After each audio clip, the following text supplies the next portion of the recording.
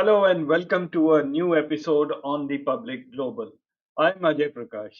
If one was to do some research on how many partners the Bharatiya Janata Party has ditched on its road to coming to power and thereafter retention of power, this list may really seem endless.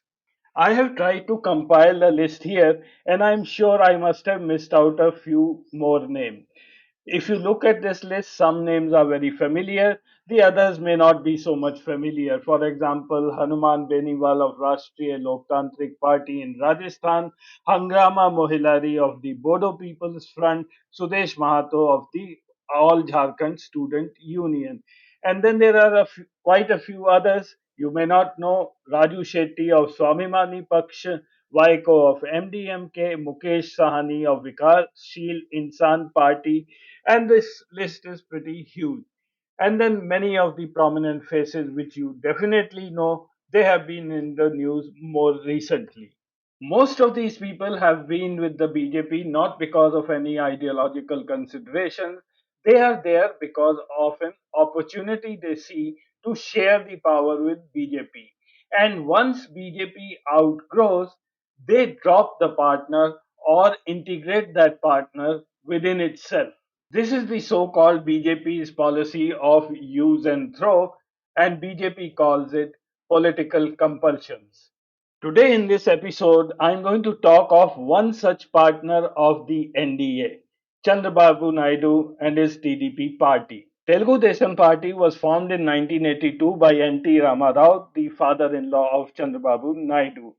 The party came to power on an anti Congress stand, and that's what they have maintained all through. TDP has been a part of the National Front, the United Front, the National Democratic Alliance, and the Third Front at various times. Here are some facts about Chandrababu Naidu. He's right now on the wrong side of his age. He's up going to be 75 in another few days. He was earlier with the Congress for a good 7 8 years. It's only when his father in law formed the TDP and he got married to his daughter, Nara Bhuvaneshwari, did Chandrababu Naidu step into the Telugu Desam party to help his father in law. So for Chandrababu Naidu, the bigger question remains who will head the TDP after him? And that's not far away from now. It cannot be his wife Bhuvneshwari, though she being quite active but is in no position to head the party. Can Lokesh be the head of the party? Well, Chandrababu Naidu has been pushing him for the last 10 15 years, and he is yet to come out of his father's shadow. As an independent politician, he has not shown a great promise. Lokesh is the son of Chandrababu Naidu. Lokesh is the Minister of HRD in the Chandrababu Naidu cabinet. He is also the National General Secretary of the Telugu Desam Party. 3 days ago, all the party functionaries of the TDP gathered in Vijayawada to celebrate the 43rd formation day of the party. The speech made by Lokesh that day clearly pointed out that the biggest thing on the TDP president's agenda right now is that how this party is going to survive for another 40 years. Lokesh said that fresh blood should be injected to make the TDP survive for another 40 years, for which the cooperation of all leaders is needed. He also said that the organizational reform should start from me. This weakness of the TDP is very well known to the Bharatiya Janata Party, and they are preparing for it. They know for sure that before the 2029 election, TDP is going to disintegrate, and they are ready to grab all the spoils of the war. The BJP has a time tested formula of nurturing political moles. If they had Chirag Paswan in Bihar, they have Pawan Kalyan in Andhra Pradesh. It's no coincidence that the Jan Sena party was formed on 14th March 2014 at the time when Modi's campaign was at its peak. The BJP did a marvelous job in spotting Pawan Kalyan way back in 2014. Not only Pawan Kalyan had political ambitions, he also had a point to score with his brother Chiranjeevi, who was at one point in time a minister in the UPA government. One may say that sibling rivalry still exists among these two brothers. At 53 years today, Pawan Kalyan is good for another 20 years and he's ready to do whatever the BJP wants him. In 2023, Pawan Kalyan withdrew support from the NDA, came out, and then made a public statement that he is going to support Chandra Babu Naidu. Now, what an amazing move and what an amazing statement. This could never have been made without the approval of the Bharatiya Janata Party. And all through during those years, you can see how Pawan Kalyan has transformed himself from an actor to a saffron politician. I think Chandrababu Naidu knows pretty well that Nara Lokesh is no match for Pawan Kalyan. Right now, Pawan Kalyan and the Bharatiya Janata Party are standing outside the ring and watching the fun. But when the time comes, they won't mind stepping in and liquidate the Telugu Desam party. So where does Naidu go from here? I really feel that he's too intelligent not to know the repercussions of supporting a group of people like Modi and Amit Shah. This is not the NDA of Atal Bihari Vajpayee. This is the NDA of Modi and Amit Shah, which is ruthless, cunning, and they don't mind striking back at their own partners.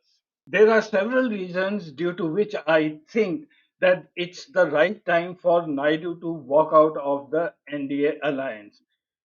For one, Modi hasn't given Naidu the position he deserves within the NDA.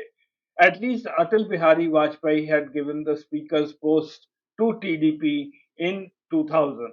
This time, nothing of that sort, and a few junior ministries have been handed over to the TDP, which is really insignificant. And secondly, Modi seems to be giving more importance to JDU and Nitish in Bihar just because the elections are due in Bihar a few months later. And lastly, but not the least, Modi doesn't seem to be in any mood to honor the 2014 Act of Andhra Pradesh reorganization. The money that was due to Andhra Pradesh has still not come through. Naidu desperately wants 1 lakh crores to extend his capital in Amravati, which he had started in 2014. That was one reason why Naidu had walked out of the NDA in 2018. If Naidu walks out of the NDA, the Modi Sarkar is going to fall for sure. He doesn't have to join the India Gathbandhan, yet still he can support a India bloc led government. That is going to solve many of his problems which are there. Firstly, he can have a better breathing space within Andhra Pradesh and he can set up Lokesh as his successor without Pawan Kalyan breathing down his neck. And secondly, he will have better bargaining power with the India bloc and have a suitable representation in the central government. And regarding the special status of Andhra Pradesh, he might be in a better position to negotiate with the India Gathbandhan because it was during the Congress UPA too when Telangana and Andhra Pradesh was divided. As an example of BJP's use and throw policy, I'm going to show you data from a couple of states that will indicate how the BJP, once it gains foothold in a particular state, totally destroys the very people who brought them to power. I start with showing you some historical data from the Bihar Assembly elections from 2005 to 2020. Now I'll start first with the NDA group. The graph indicates the seats won in the Bihar Assembly election. The red line is for the BJP, the yellow line for the JDU, and the white line for the Lok Janshakti Party. The partnership between the JDU and the BJP seemed to be working pretty well in the Bihar Assembly election, at least till to 2010, where they kept gaining seats election after election. But in 2015, Nitish Kumar decided to go along with the Mahagathbandhan, and then both of them lost seats. Though Nitish Kumar did manage to remain the chief minister. Though in 2020 Nitish Kumar came back into the NDA fold, however, the BJP doesn't forget things so easily. They wanted to teach Nitish Kumar a lesson. They got the LJP to put up 135 candidates. That is, that is at all places where BJP wasn't contesting. Now, the result was as you see on your screen. BJP got 74 seats, the JDU 43, and the LJP just one seat. It really didn't matter for Chirag Paswan because the deal was set up between him and the Bharatiya Janata Party. However, the thing to note was that for the first time in the last 15 years, the JDU became the minor partner in the NDA in Bihar. BJP, for the first time, overtook the JDU in terms of number of seats. The Maharashtra Assembly election data from 99 to 2024 shows similar tactics by the BJP and similar trend. It was in 2009 that for the first time BJP gained over the Shiv Sena by a margin of 2 seats, and thereafter the party zoomed ahead. It was after the death of Balasaheb Thackeray. Uddhav Thackeray did not have that kind of negotiating power left with the Bharatiya Janata Party. With all the power at its disposal, the Bharatiya Janata Party till date has not been able to gain majority in the Maharashtra Assembly. The Assembly has 288 seats, the midway mark is 144 seats. Now, this became a big problem for the BJP. It always was under the threat of a Shiv Sena and the NCP combining together with the Congress and then coming to power in Maharashtra. And this is the only reason why the BJP had to split the Shiv Sena and the NCP. They had to ensure that even if half of these parties come together with the Congress, they will be unable to form a government in Maharashtra anymore. The writing on the wall for Chandrababu Naidu is there to see. The BJP may not be all that strong in Andhra today, but in partnership with the Jan Sena, a time may soon come when the BJP and the Jan Sena will together fight the TDP and the other parties. And with a weakened Telugu Desam party, the strike may happen sooner than later. And that is the only reason that I say that if Chandrababu Naidu doesn't strike now, he is going to seal the fate of the Telugu Desam party forever. In politics, you never get a second chance. Thank you for watching. I'll see you again next week.